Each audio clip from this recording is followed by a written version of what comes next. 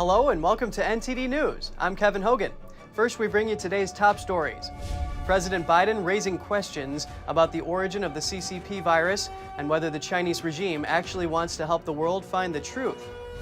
A key moderate Democrat says he will not support a partisan infrastructure bill in exchange for support for his own bipartisan infrastructure package. This while Democrats call for funding for high-speed rail in talks on infrastructure. An IRS official denies a Christian group tax-exempt status. He says the group's religious message benefits the private interests of the Republican Party. Republicans are pushing forward with election integrity initiatives in Arizona, Michigan, and Wisconsin. We'll bring you the latest.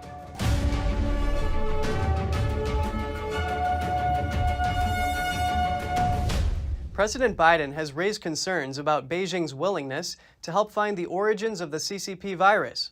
He also told reporters yesterday that China's leader isn't an old friend. NTD's Jessica Beatty reports.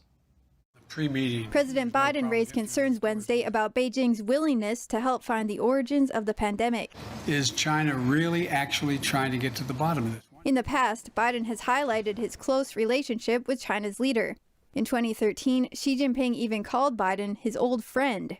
A reporter asked Biden if he'd call Xi old friend to old friend and asked to let investigators in again. Let's get something straight. We know each other well. We're not old friends.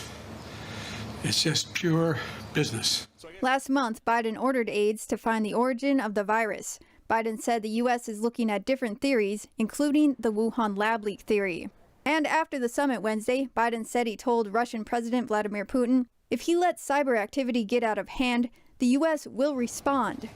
I pointed out to him we have significant cyber capability, and he knows it. And if in fact they violate these basic norms, we will respond. Cyber. They agreed to hold lower-level talks on cybersecurity and arms control. The summit lasted less than 3 hours, shorter than expected. Well, there were no earth-shattering moments there, to say the least. We got what we anticipated, but it was a pretty low bar. Former National Security Advisor John Bolton says he doesn't think Biden was prepared strategically. I think it's a mistake. His early performance, leave words aside, his early performance has been weak and inconsistent. The vice president for the Free Russia Foundation says for years, Western leaders have turned a blind eye to censorship and repression in Russia in the hopes of working with Putin. If there are no other practical results from the Geneva summit, I hope President Biden can get at least a handful of those 400 freed, as his predecessors of both political parties in America did back in the Cold War era. Russia and the U.S. have also agreed to reinstate their ambassadors. Jessica Beatty, NTD News. In a 7-2 decision, the Supreme Court decides to uphold Obamacare. Justice Breyer wrote the majority opinion, and Justices Alito and Gorsuch dissented. The case was tossed, and the lower court's decision was upheld. And that's because the court says the challengers of the lawsuit don't have the legal standing to sue. The key legal question was whether the individual mandate provision in Obamacare is constitutional. It requires nearly all Americans to get health insurance or pay a tax penalty, but the court didn't weigh in on the legal questions raised. The suit was brought by Texas and 17 other Republican-led states. Several major U.S. airline companies are facing website outages. That's according to outage monitoring website Down Detector. American Airlines, Southwest Airlines, United Airlines, and Delta Airlines were among those affected. More than 1,000 user reports indicated problems at Southwest Airlines, while over 400 indicated the same for Delta Airlines. That number reached around 300 for the other two airline companies.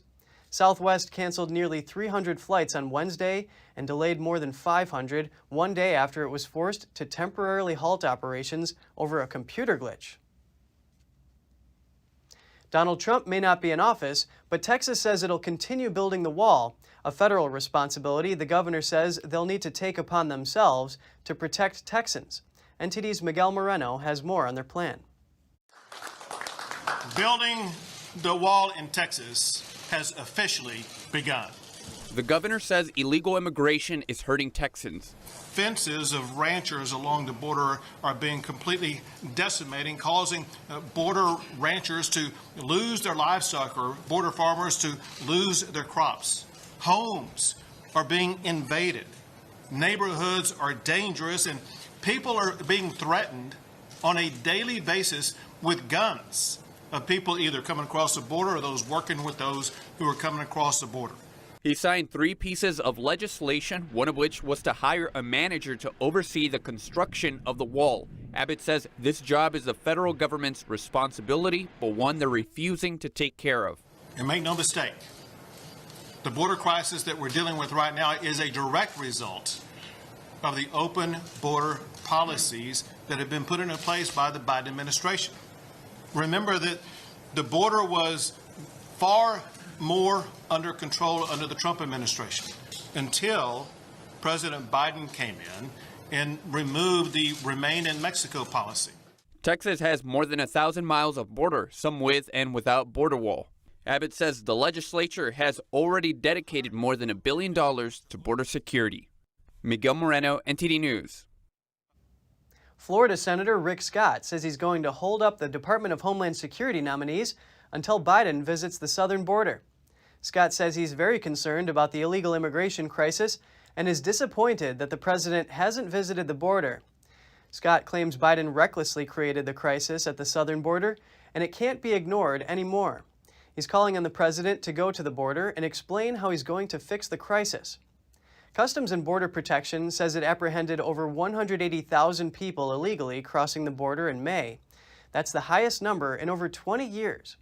Delaware Senator Tom Carper responded to Scott, saying the president is addressing the root causes of the crisis, and that's where our focus should be, and that's where we should focus our energy. A bipartisan group of senators agrees on a framework for an infrastructure package that's separate from the over $1 trillion partisan package that Democrats are pushing for. And moderate Senator Manchin says he wouldn't support the partisan package in exchange for Democrats' support of his bipartisan proposal. He'll evaluate it based on its merits. Here's more. A bipartisan group of senators working on a major infrastructure package has doubled in size to 21 members. It now includes 11 Republicans, 9 Democrats, and 1 independent. The group includes Senators Susan Collins, Mitt Romney, and Kyrsten Sinema, among others. The group sought support for its proposal on Wednesday. The announcement comes as Biden is expected to re-engage at home following his meeting with Vladimir Putin.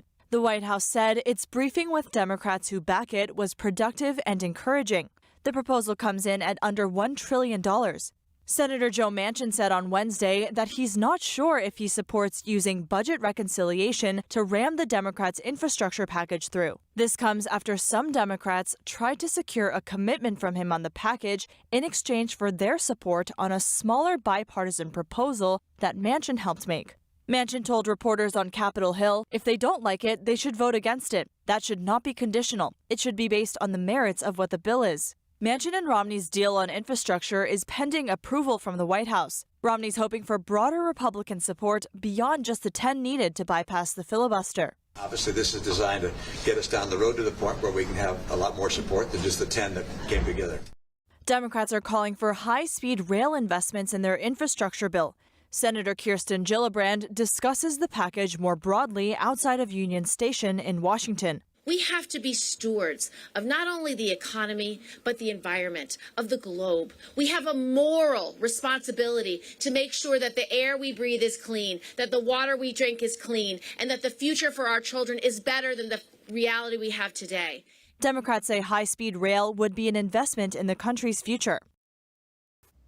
The IRS has denied tax-exempt status to a Texas Christian group. A law firm representing the group says it's because of religious discrimination. An IRS official denied tax-exempt status to a religious group by claiming the group serves the private interests of the Republican Party. Christians Engaged is a Christian prayer group based in Texas. They educate Christians about participating in the political process and advocate praying for state and national leaders from both political parties. The group encourages people to vote and advocate based on Bible teachings. Stephen A. Martin is the director of the IRS Office for Exempt Organizations rulings. In a letter denying tax-exempt status to Christians Engaged, Martin says the Bible teachings are typically affiliated with the Republican Party. The First Liberty Institute is appealing the IRS decision. They are a public interest law firm that specializes in religious freedom. They say Martin incorrectly denied the group tax-exempt status by making his own determination that the group's message overlaps with the Republican Party. They say this is religious discrimination and a violation of the group's right to free speech. During the Obama administration, the IRS admitted to targeting conservative and religious groups. Conservatives and religious liberty advocates say the IRS is doing it again. Congressman Ted Budd tells the Epoch Times, the act of praying for our country and our leaders is about the most nonpartisan and patriotic thing that Americans can do.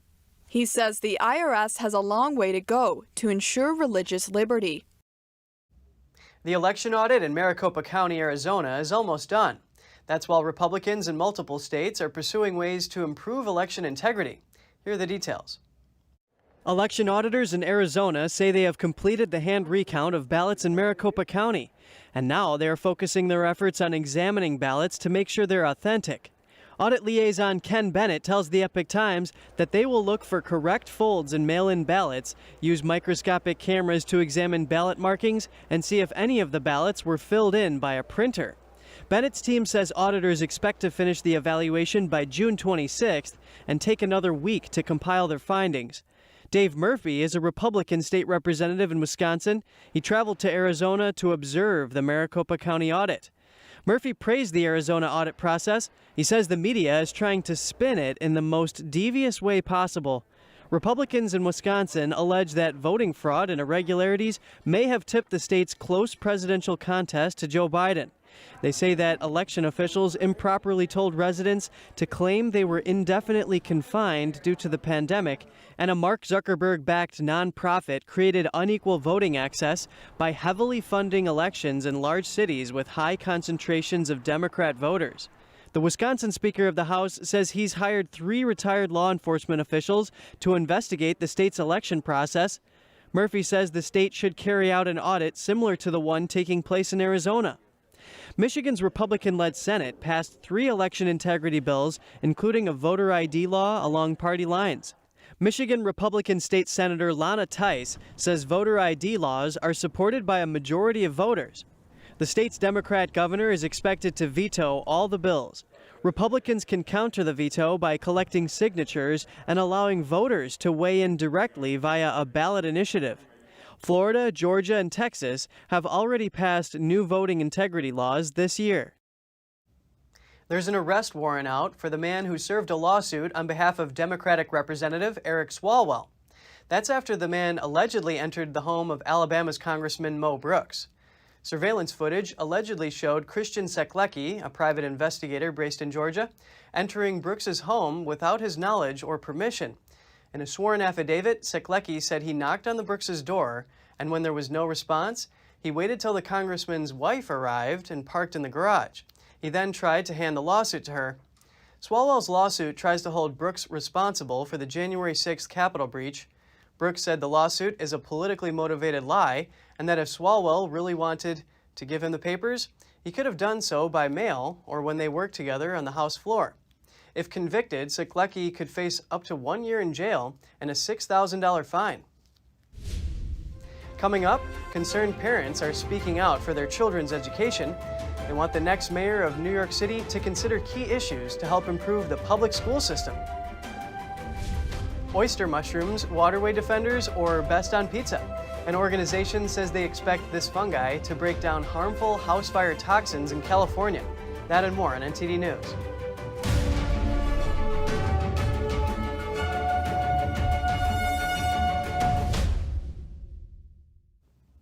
Education is a hot-button topic these days, and New York City parents are voicing their concerns with the quality of the public school system. NTD's Christina Kim attended a roundtable event to listen to what issues they want the city's next mayor to pay attention to. We're in downtown New York, where the Manhattan Institute held a roundtable to discuss education in the city. With the mayoral elections coming up, parents are speaking out against some of the most important issues for their children. They tell us some of their concerns are critical race theory, school safety, and keeping gifted programs. What we're hearing most from parents is they want a system that is fair and that rewards achievement and hard work, And, they see that the city has been moving away from that. Ray DeMonico, the director of education policy at the Manhattan Institute, says schools have been opting for quotas and lottery systems for admission. The New York DOE site shows that for gifted and talented programs, if the demand exceeds the available seats, students will be admitted based on a lottery system as well. Parents are speaking out on the problems they see. Some say underperforming students need a tailored strategy. One mother says she wants to know those strategies are effective. Schools get funding, but they still have very poor condition, and the students didn't get books or enough books or supplies. So where the money went? Several parents urged a return to traditional education. With paper and pen, have a real book to read instead of having the iPad, because the kids cannot focus. Critical race theory was a fraught topic as well. Many of the parents said the ideology and what's happening with the education system is reminiscent of the Cultural Revolution in China. So it teaches hate, it teaches helplessness, and it's not how we want to teach our kids. We want to teach our kids that every individual has the ability to make things better, regardless of how their previous generations were. The last year arranged a 2-day diversity training for all the teachers, which made many teachers feel very divisive, uncomfortable. One parent and co-president of the parent advocacy group Place NYC said he believes the Department of Education is more likely to focus on academics if more parents voice their concerns. And hopefully that will translate into the DOE listening and focusing themselves on education instead of, promoting, this critical race theory nonsense that's, doing nothing to help close the achievement gap. And this movement of parents seems to be growing. On Friday, parents from a predominantly black area in Queens also held a protest to speak out against poor student performance. As the groundswell builds, it seems the next city's mayor will likely face a constituency even louder in its calls for change. Christina Kim, NTD News, New York. From employee to entrepreneur, a new report finds Americans are starting their own businesses at a record rate this year. The U.S. Census Bureau reports 2.5 million new business applications were filed for this year alone. That's already more than half of the businesses formed in all of 2020. Last year's 4.4 million new businesses was the largest increase on record. According to the Peterson Institute for International Economics, some of the new business owners lost their jobs during the pandemic. Too many Californians have lost their homes to devastating wildfires. A woman whose home fell to the flames is donating her land to study toxin-eliminating mushrooms. NTD's Miguel Moreno has more on how fungi could help protect waterways from house fire toxins. Tanjay Weltswitzer's home in the Santa Cruz Mountains burned down in a wildfire last year. This is where a house burned down in the CCU Lightning Complex fire. Instead of selling the land or building a new home on it, she's donating it to California nonprofit Co-Renewal to study mushrooms, oyster mushrooms. Mycologists say this fungi can break down toxins. Co-Renewal says they'll use the land to see whether the mushroom can prevent house fire toxins from potentially polluting waterways. Our homes are built of toxic materials, unfortunately. From the insulation to the walls to double-paned windows full of weird gases. So those fires will burn it down into the really harsh chemicals that will eventually make their way to our waterways. Reports cite California's 2018 Camp Fire as an example of the problem. Months after the fire, melted metal, wood, and plastic contaminated the water in Paradise, a town in Butte County where the fire took place. I just packed all that spawn I had shown you a minute ago. But can a pizza topping really prevent waterway contamination? There's many different species of fungi that are known to break down various harsh toxic chemicals, and they've figured out that the Pleurotus species in particular is really great at breaking down petrohydrocarbons, petroleum-based products. Essentially, these mushrooms will be grown near the burn site to filter out toxic runoff. Co-Renewal Executive Director Maya Elson says they're expecting this to be a cheap, protective solution. Our hope is that, with this coming fire season and the one after that and the one after that, we can continue this research and develop some methodologies that are affordable, that are ecological, and are doable, are easy. Similar tests are underway in several other burn zones throughout Northern California. Miguel Moreno, NTD News. Just ahead, California's Death Valley is famed for its record-breaking heat, and it's hit incredibly high temperatures for the first time this year. An electric flying taxi made its splashy debut recently. Midway between a taxi and a helicopter, the new aircraft can define a new age of urban air mobility. All that and more here on NTD News.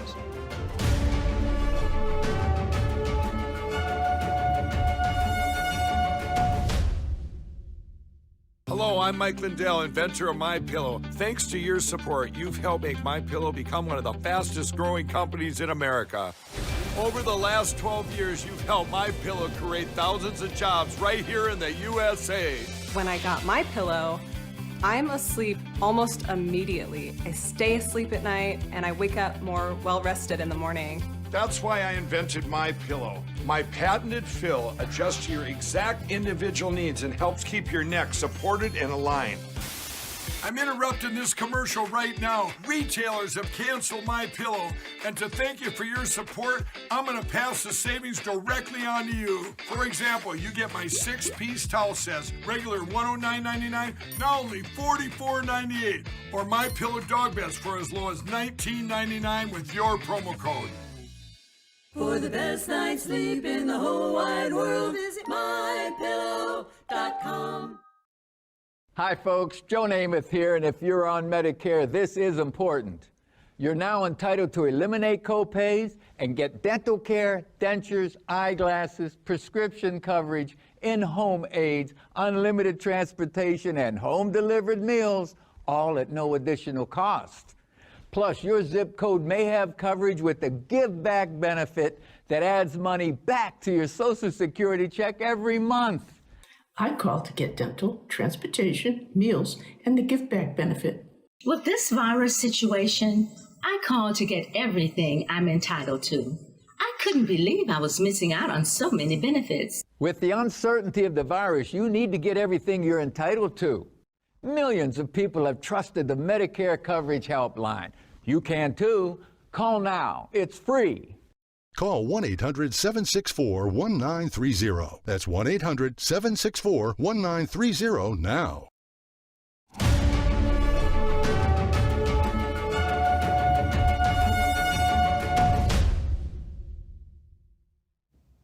Scorching weather grilled west and southwest parts of the United States on Wednesday, and temperatures in California's Death Valley reached 129 degrees Fahrenheit for the first time this year. The first heat wave of the summer grilled America's Southwest this week, but temperatures at its most infamous stretch of desert hit even more suffocating highs. California's Death Valley National Park recorded 129 degrees on Thursday, nearly 54 degrees Celsius.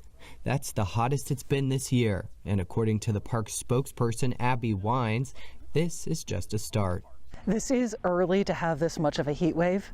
It's happened before, but it's not that common. I would expect in a normal summer for this to just be the beginning, because we usually have temperatures in July that hit 125 or higher. That happens every single summer. Death Valley Village resident Willow Alford has lived here most of her life and runs a general store in town. She says it's hard to live in an extreme climate and that she'll never get used to it. I think every year it's hard. Up to a certain temperature, it's okay, like maybe 120, but once it gets above that is when it really gets hard. This week isn't the hottest it's ever been in the area. That would be back in 1913 when the mercury hit a scorching 134 degrees. Firefighters say the Robertson Draw wildfire has now burned 21,000 acres. It's now scorching along the Montana-Wyoming state border. The fire started Sunday on the eastern edge of the Custer National Forest. Roughly 150 crew members are fighting the blaze. As of Wednesday afternoon, the fire was 0% contained. Authorities ordered an evacuation for the town of Bear Creek. At the same time, another wildfire is burning roughly 40 miles to the northeast of the Robertson Draw fire. The Crooked Creek fire started Tuesday and had burned 4,500 acres as of Wednesday afternoon. An aerospace company in California is unveiling its first full-scale electric flying taxi. Its debut is adding more appeal to the urban air traffic market. Using XR technology to simulate a ride in a hangar, California-based aerospace company Archer Aviation is displaying its first electric flying taxi, the Maker. Archer is building electric vertical takeoff and landing aircraft that will be used in and around urban environments. So these vehicles take off and land like a helicopter, but then they also fly forward on a wing. And they're all powered by these electric motors. According to the company's co-founders, the flying taxis take off and land on parking structures known as vertiports without causing any congestion. Charging on the ground takes less than 10 minutes, while flight speeds can reach 150 miles per hour. And so the typical mission that we'd be flying would be around 30 miles. That's our nominal mission. So if you can imagine a trip like JFK Airport to Manhattan, that's about a 17-mile trip, and that trip can take anywhere from 60 to 90 minutes in a car. But that's a trip that we can do in around 5 to 7 minutes in a plane. The flying taxis are all electric with no fuel consumption and have low maintenance costs. That makes them affordable to the masses. So our entry-level price is between $3 to $4 per passenger mile. So we're looking at $50 to $70 trips in and around cities. Experts estimate the electric vertical takeoff and landing market to be worth billions over the next decade. But it still takes time to obtain regulatory approval. Currently, Archer is certifying its piloted 4-passenger aircraft with the Federal Aviation Administration. The company expects to launch Makers for commercial use in 2024 in Los Angeles and Miami. Even before Maker's grand debut, interest in zero-emission aircraft and battery-powered vehicles was already growing. Batteries are within exactly the amount of power you need in order to fly economically viable missions. And electric motors are now power dense enough where we can still do the same thing. And so we're at this incredible juncture here. We're going to see these vehicles flying in and around our cities, and we can do it in a really safe, cost-effective, and sustainable way. But the company is now embroiled in a legal battle with Boeing-backed rival Whisk Aero over patent infringement. Elon Musk's company SpaceX received a warning from a district attorney in South Texas this month over beach closures and private security issues. SpaceX is using stretches of undeveloped land near Boca Chica Beach to build and test massive rocket prototypes. Texas authorities sent a letter threatening the company with legal action, saying SpaceX could be violating several state laws. That's by shutting down public beaches for extended periods of time and for using unlicensed security guards to ward people off public roads. According to the Federal Aviation Administration, SpaceX is authorized to close the beaches for up to 300 hours per year for rocket testing and launches, but according to the DA's letter, the company has shut down the beaches for nearly 400 hours so far this year. SpaceX could be facing a third-degree felony. It's not clear if SpaceX has responded to the letter. Next up, high school students in China may have been receiving some special perks from universities in Southern California. That's based on findings from a new investigation. TikTok can now potentially collect facial and voice data without asking users. Its updated privacy policy now allows it to do it automatically. Find out more on NTD News.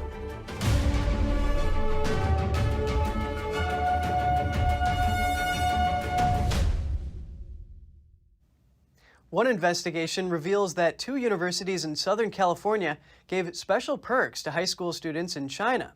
Commentators say it's driven by money. Here's NTD's Eileen Ng with more.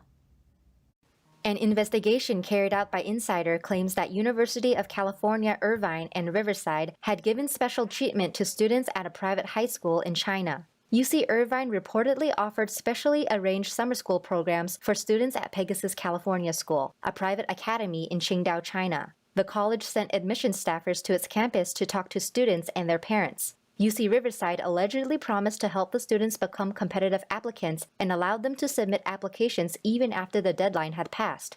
The schools worked with a businessman named Stephen Ma, who helped students get the upper hand in the admissions process. One former graduate from UC Riverside said he did not hear or know of anyone who received any special treatment, but he did say it's very normal because it is like doing business. They always need money to hire, famous professors, getting more reimbursement for the labs, and all kind of things. So it's kind of normal to me that, they give an easy standard for those international students because, they need money. A China expert and senior reporter for the Epoch Times says it's not which students they admit, it's about the money and maintaining the relationship with the Chinese government. So University of California has made China become one of its financial lifelines. So it is a general public concern that the cutting-edge technologies that's still on the research stage in the UC labs does not have enough security and safety measures. Su said this collaboration would make for a hard-to-refuse request, since the UCs would be funded by either the Chinese government or the students' private families. In an emailed response, UC Irvine stated, "Any arrangements or interactions UCI has had with the Pegasus California School are no different than those available to other high schools. We have never had any special arrangements with them." UC Riverside responded, "It's difficult to control the promises and misrepresentations made by third parties in admissions matters. No admissions promises were made by UCR to Pegasus California School." Eileen Ang, NTD News, California. TikTok can now collect facial and voice data without asking its users. It recently updated a section under its privacy policy titled Information We Collect Automatically. It now includes face prints and voice prints, but the app doesn't say what they're going to do with the collected information. NTD's Tiffany Meyer has more on the story.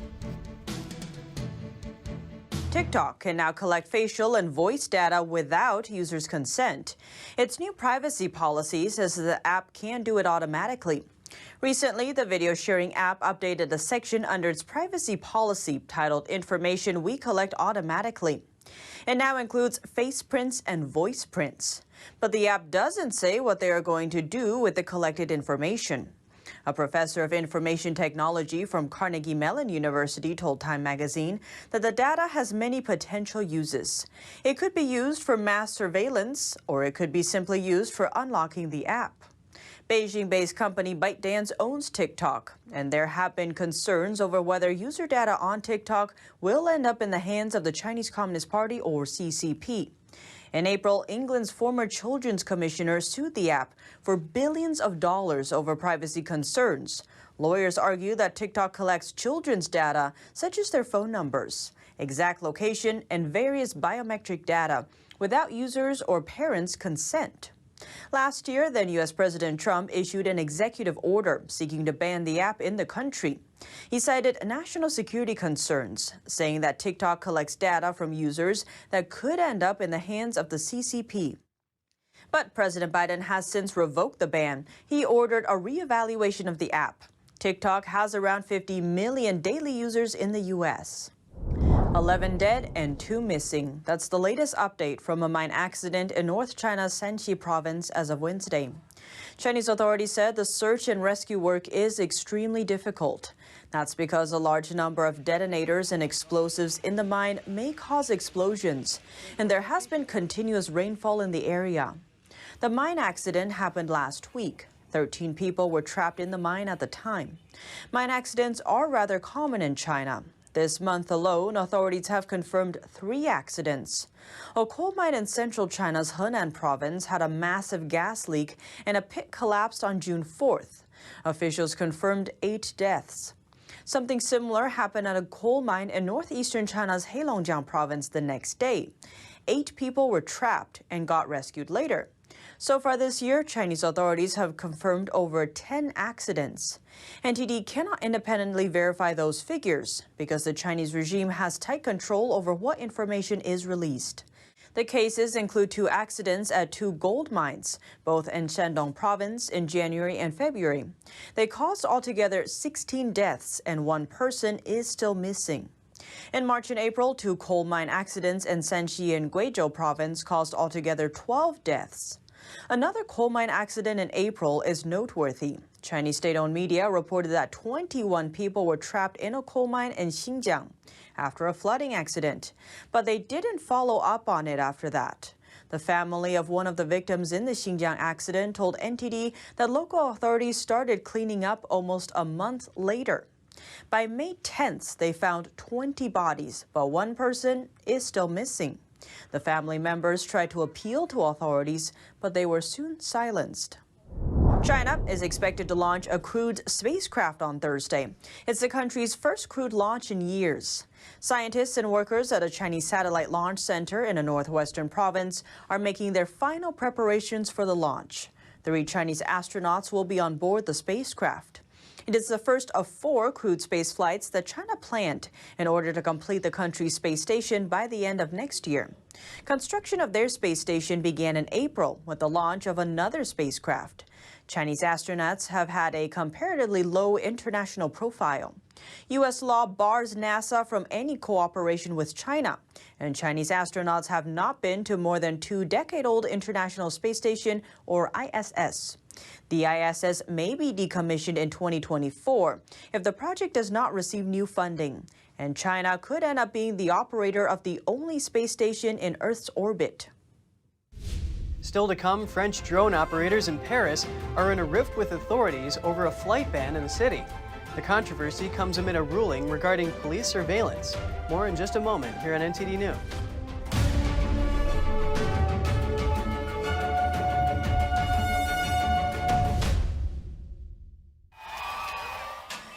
When the game's over and it's time to go home, sometimes your car has other plans.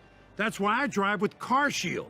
As expensive as car repairs can be, I wanted the best defense around. And with CarShield's administrators, they make sure that you don't get stuck with expensive car repairs like this. Did I forget to mention that with CarShield's network, I also get 24/7 roadside assistance, towing, and rental car reimbursement included.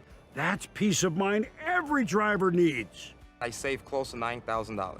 If it wasn't for CarShield, I wouldn't have my car. I gotta tell you, it's quite a relief not to worry about expensive car breakdowns anymore. And with CarShield's administrators, you can choose your favorite mechanic or dealer to do the work. Plus, it's easier than ever to get America's favorite car protection. There's no long-term contracts, and coverage is affordable for every wallet size. If I didn't have CarShield, I would have been out of pocket $7,000. And as a parent of 3, I couldn't have that. I trust CarShield administrators because they paid my claim. Talk about MVP protection for less than the cost of a ball game. Take it from me, the boomer. Nobody wants to go through the headache of an expensive car breakdown on their own. If you're driving without a warranty, you have to call CarShield. Yeah, you do. So do yourself and your car a favor. Call CarShield. They're your best line of defense against expensive breakdowns. CarShield administrators paid almost $4,000 for my repairs. CarShield is wonderful. They saved me $1,300. With CarShield, I saved $4,100 on my first repair. Over 1 million happy drivers couldn't be wrong. Call CarShield now. Protect yourself now against expensive auto repair bills. Call CarShield for a free and instant protection plan quote. Once your car breaks down, it's too late. Call 1-800-862-2990. That's 1-800-862-2990. 1-800-862-2990.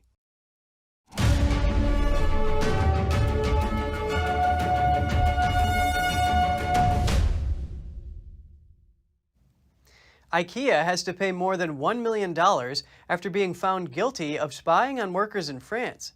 The retailer's French subsidiary was on trial, along with 15 others, including former executives.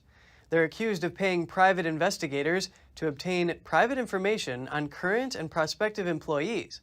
Ikea France's former CEO, Jean-Louis Bayou, was also handed a 2-year prison sentence and a $60,000 fine. The prison time was suspended. Bayou denied any wrongdoing during the trial. Following the verdict, Ikea said these practices undermine the company's values and ethical standards. It has since implemented measures to prevent them from happening again. One of the plaintiffs in the case, a French labor union, called it a great victory for workers. Stunning aerial views of some of Paris's most iconic monuments have been put on hold. The new restrictions are causing a rift between drone operators and Parisian authorities. NTD's Andrew Thomas has the story. The breathtaking Eiffel Tower, the solemn Arc de Triomphe. Professional drone operators say police have been systematically rejecting requests to fly over the French capital to gather images of these national symbols. Last Thursday, drone operator and instructor Xavier Dupuis had to settle for a field in Marc outside Paris to hold a training session.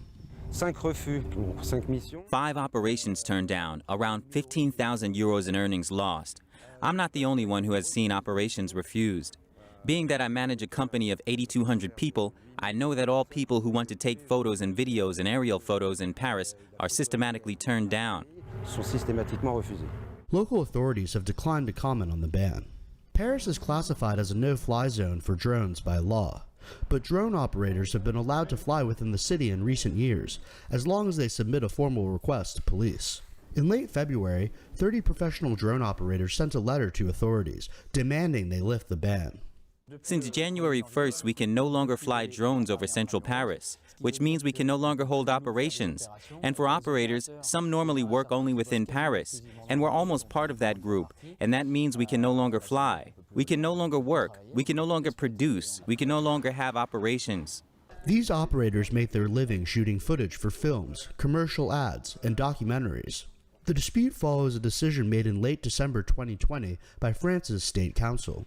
The body ruled against an article in a controversial security bill. If authorized, it would allow police to use drones as surveillance measures during public gatherings and protests.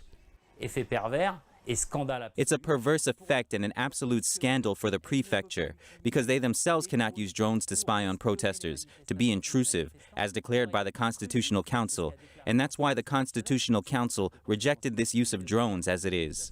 The government introduced the bill to increase its surveillance capabilities in response to Islamic radicalism. That's including the murder of a French teacher who had used caricatures of the Prophet Muhammad during a lesson. In May, the country's Constitutional Council rejected the bill, deeming it intrusive to people's privacy. Andrew Thomas, NTD News. A newly discovered diamond in Botswana, Africa, is clocking in as the third largest in the world. The stone is a massive 1,098 carats. Botswana's president recently got a look at the beautiful stone. He praised the company Debswana that unearthed it at a mine on June 1st. It's the largest diamond found in the company's history. Proceeds from the diamond will be used to advance national development in the country. Olympic hopeful Chloe Abbott competes to earn a spot on Team USA. The quarter-mile dash sprinter also has musical ambitions after the Tokyo Games. All that and more in just a moment on NTD News.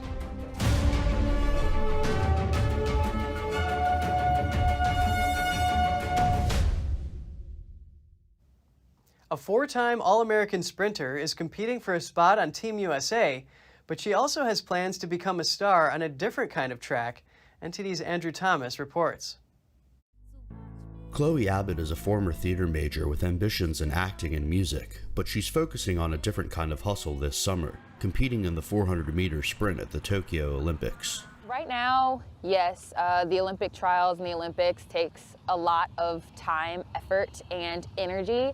And so I've learned that right now I have to focus on the track aspect and not so much the music right now. Just days before her 23rd birthday, Abbott will take her first step toward that goal at the team trials in Eugene, Oregon, following in the path of her idol, six-time Olympic gold medalist Allison Felix, as she vies for a spot on Team USA. Allison Felix is one of my biggest inspirations that I aspire to achieve, to be like outside of the track, just because of what she does off the field and the things she speaks about for women and track athletes all around the globe. She's just an inspiration. Abbott faces tough odds, with the United States home to some of the best athletes in the world, also competing in the event. But years of experience and sibling rivalry have prepared the four-time All-American for the competition. I actually knew I was fast when I beat my sister. That's the truth. It's so sad. Like, all of my greatness and confidence came from beating my sister, Alexa. It's sad. But I beat her.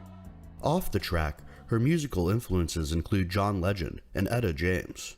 Whether or not she makes it to Tokyo, she says she'll continue to pursue her passion for music. Andrew Thomas, NTD News. Behind the scenes at every Olympics, pin enthusiasts usually lay out dozens of badges on corkboards or soft cloth in hopes of making a trade. But unfortunately, this year, this exchange won't be able to happen. Yoshiyuki Terajima has an impressive collection of Olympic pins. The 51-year-old began collecting them in 2002 when Japan co-hosted the FIFA World Cup. He now owns about 40,000 pins and spends about $1,300 a month on them. Usually at every Olympics, pin enthusiasts from all over the world lay out dozens of badges in the hope of making a trade. Terajima had hoped that this year's Olympics in Tokyo would offer an opportunity for him to grow his collection. But then organisers decided to ban overseas spectators from attending the Games due to the global health crisis. He's worried local fans won't even be allowed into the events. We still don't know what will happen, and we're in a situation where we don't know if there will be spectators or no spectators. Can we really trade? If it is just a matter of collecting, there are things like the internet and other events that are not so widespread now, but you can get them at such places. However, I think the main experience is trading in person at the Olympics, so I'm a little worried that I can't do it. The metal keepsakes represent various sports, cities or competing countries. The tradition of trading them has been around since the early 20th century, when athletes first swapped their lapel pins as a sign of friendship and goodwill. As for Terajima, he says the postponement of the Games has brought one silver lining: more pin designs being released by sponsors and the media. Roughly 40 to 70% of adults over the age of 60 report having sleep problems, but we may have a simple solution to help you get a better night's rest.